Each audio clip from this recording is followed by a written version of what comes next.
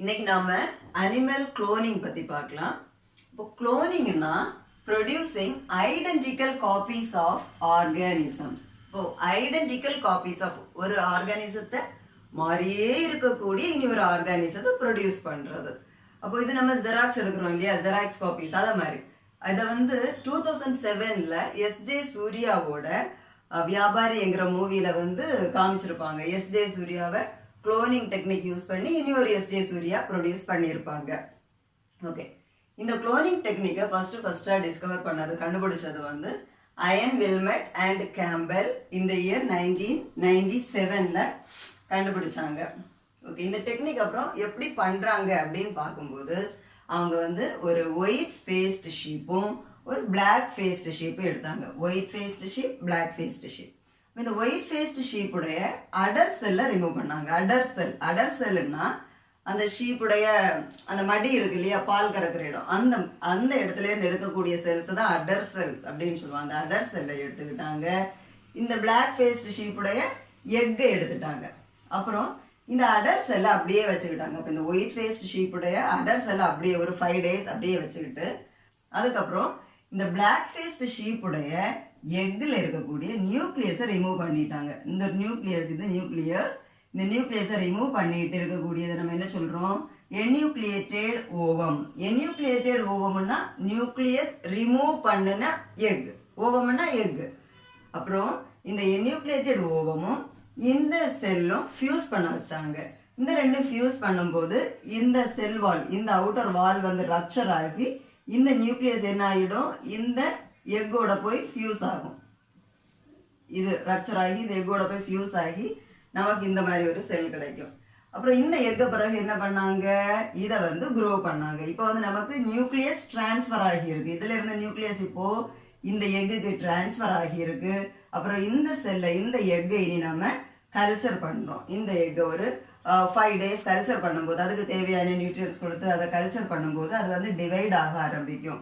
Divide ஆகும்போது அது என்ன ஆகும், எம்ப்ரியோ ஃபார்ம் ஆயிருச்சு. எம்ப்ரியோ ஒரு 5 to 6 days ஆகும்போது அந்த எம்ப்ரியோவை நம்ம பிளாஸ்டோசிஸ்ட், 5 to 6 days ஆகும்போது அதை நம்ம பிளாஸ்டோசிஸ்ட் அப்படின்னு சொல்றோம். அப்புறம் இந்த எம்ப்ரியோவுக்கு டாட்டிபொட்டன்சி நேச்சர் உண்டு. டாட்டிபொட்டன்சினா என்ன, டாட்டிபொட்டன்சி அப்படின்னா அந்த செல்லால எந்த செல்லாக வேணும்னாலும் டெவலப் ஆக முடியும். இது ஒரு ஹார்ட் செல், கிட்னி செல், லிவர் செல், பிரெயின் செல், பிளட் செல், எல்லா செல்ஸாலையும் டிவைட் ஆக முடிகிறது தான் டாட்டிபொட்டன்சி. அப்போ எம்ப்ரியோ அது மாதிரி டிவைட் ஆக முடியும். இந்த பிளாஸ்டோசிஸ்டை நாம ஒரு சாருகேட் ஷீப்புக்கு நம்ம இம்ப்ளான்ட் பண்றோம். சாருகேட் ஷீப்பை சாருகேட் மதர்ன்னு சொல்லுவோம். சாருகேட் மதர்னா என்ன, வாடகை தாய். வாடகை தாய். இந்த ஷீப்புக்கு நம்ம இந்த பிளாஸ்டோசிஸ்டை இன்ட்ரடியூஸ் பண்ணும்போது இதுக்கு இப்போ இந்த பிளாஸ்டோசிஸ்ட் இருக்கு. இது ஒரு 5 months ஆகும்போது டாலிங்கிற ஒரு ஷீப் பார்ன் ஆயிருச்சு. இந்த ஒர்க் பண்றதுக்கு இவர் அடர் செல், ஒரு எக் இந்த மாதிரி எடுத்து பண்ணல. இவங்க அது பண்ணும்போது 277 அடர் செல், 77 அடர் செல்ஸும் 277 எக்கும் யூஸ் பண்ணாங்க. 277 எக்கும் யூஸ் பண்ணாங்க. இந்த ரெண்டையும் அப்புறம் ஃபியூஸ் பண்ணிட்டு இவங்களுக்கு ஃபியூஸ் பண்ணாங்க. ஃபியூஸ் பண்ணிட்டு அதுக்கப்புறம் கல்ச்சர் பண்ணும்போது இவங்களுக்கு நல்ல டெவலப் ஆன 29 எம்ப்ரியோஸ் தான் கிடைச்சது. 29 எம்ப்ரியோஸ். இந்த 29 எம்ப்ரியோஸையுமே இந்த சாருகேட் மதருக்கு இம்ப்ளான்ட் பண்ணாங்க. 29 எம்ப்ரியோஸும் சாருகேட் மதருக்கு இம்ப்ளான்ட் பண்ணாங்க. இந்த 29ல ஒரே ஒரு பேபி தான், ஒரே ஒரு ஷீப் தான் குரோ ஆச்சு. அதுதான் இந்த டாலி. அதுக்கு டாலிங்கிற நேம் வச்சாங்க. அப்போ இனி நம்ம இந்த குளோனிங்கோட யூசஸ் என்ன, அதனுடைய டிராபேக்ஸ் என்ன, அதை பத்தி பார்க்கலாம். இதனுடைய அட்வான்டேஜ் அப்படின்னு பார்த்தோம்னா, யூசஸ் அப்படின்னு பார்த்தோம்னா, clinical trials, medical research. Clinical trials, medical ரிசர்ச்னா இந்த அனிமல்ஸ்ல நம்ம புதுசாக கண்டுபிடிக்கிற மெடிசின்ஸா இருக்கட்டும், இல்லைன்னா ஏதாவது ஒரு மெடிக்கலுக்கு ரிலேட்டடான ஏதாவது ஒரு ரிசர்ச் பண்றதுக்குன்னா இந்த அனிமல்ஸ் யூஸ் பண்ணலாம் அப்படின்னு சொல்றாங்க. அப்புறம் stem cell research. Stem cell ரிசர்ச்னா ஒரு செல்லால எந்த அளவுக்கு என்ன செல்லா அந்த செல் டிவைட் ஆகும், எந்த செல்லா அது டெவலப் ஆகும் அப்படின்னு சொல்றத பார்க்கறது தான் இந்த ஸ்டெம் செல் ரிசர்ச். இந்த ரிசர்ச்சுக்கு ஒர்க் பண்றாங்க இந்த அனிமல்ஸை.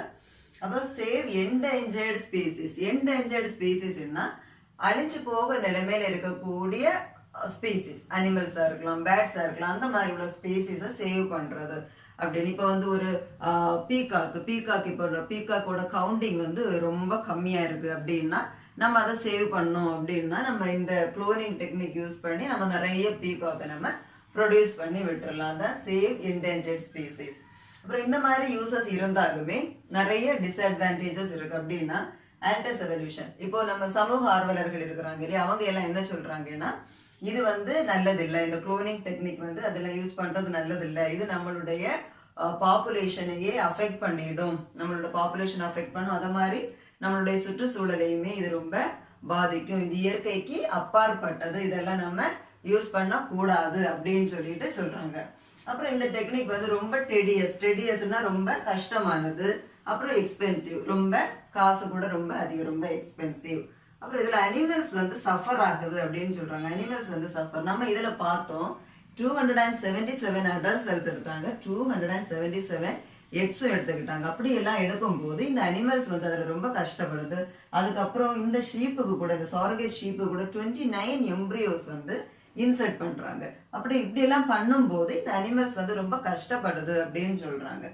அப்புறம் இந்த சாரகேட் அனிமல்ஸ் குளோன்டு அந்த சாரகேட் மதரா இருந்தாலுமே இந்த குளோன்டு, இந்த டாலி, இந்த குளோன்டு அனிமலா இருந்தாலுமே அதுக்கு ஹெல்த்தே இல்லாம அந்த மாதிரி இருக்கும். லைஃப் ஸ்பேனும் மற்ற அனிமல்ஸை விட ரொம்ப கம்மியா இருக்கும்.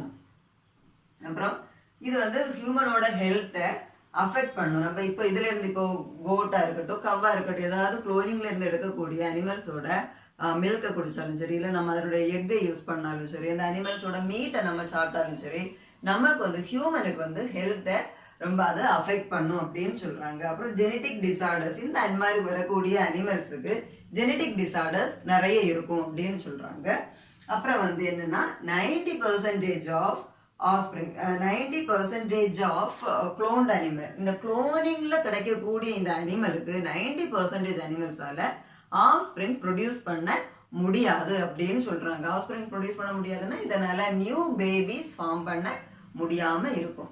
இதுதான் குளோனிங்கோட அட்வான்டேஜஸ் அண்ட் டிஸ்அட்வான்டேஜஸ்.